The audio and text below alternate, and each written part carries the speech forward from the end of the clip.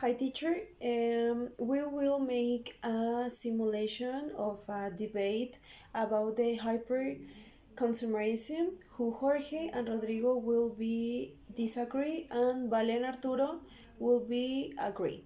So in the meantime, I will give you a short definition of a subject to so can be in context. So the hyperconsumerism is when the people buy things to satisfy their needs, but also their desires linked to leisure and pleasure. So then next we will listen to the arguments of my classmates. I'm starting this debate with a phrase that says that the emotional hyperconsumer emerge in the ones who need affective experiences. What does this phrase mean? It means that the people who buy things this way, they are trying to fill a gap in their system. They're trying to feel love, they're trying to feel happy, etc. So what is wrong with this? For example, imagine you always wanted to have an sports bar at your place. To have this, you will need to buy a lot of trophies, posters, shirts, balls, etc. So it is wrong to fill a room with things that you love. There are studies that say that people who constantly buy things for themselves are happier than people who don't. So if you have the money, you want it, and it will make you happy, I don't see why you shouldn't buy it. So I have a different perspective than yours. I think with a completely different point of view because I think this hyperconsumism is making people just live in the moment.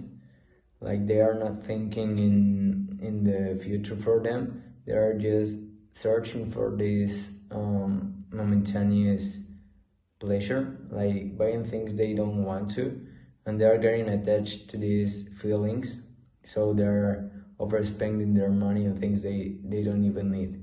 And also, one of the most important facts of this is that they are making a big waste in the materials, and it's getting bad for the environment because we are like in a crisis, and with this over waste of materials, of things we don't need, we are just producing more and more, and we are affecting our world.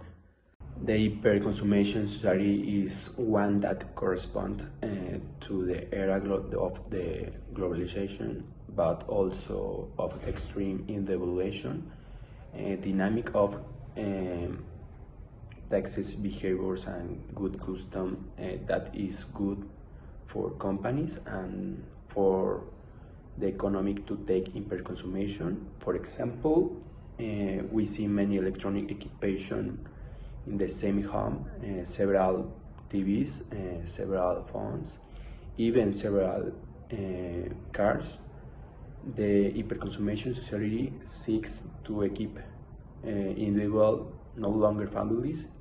If lights bulbs lasted 13 years, no one would buy light bulbs in the would no longer there be any compensation for the quality of the light bulbs.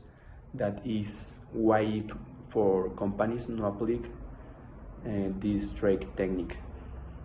I'm against the hyperconsumerism because it makes you waste money in things that you don't need, like many TVs, cell phones, etc. And this makes that many companies become millionaires, and also it becomes more famous, and these are factors that makes them raise their prices of their products and sell their products with a cost that isn't fair. I think that people can invest their money and become richer instead that waste their money in products that they don't need. Also, if people don't fall down in marketing, the same companies will reduce their costs.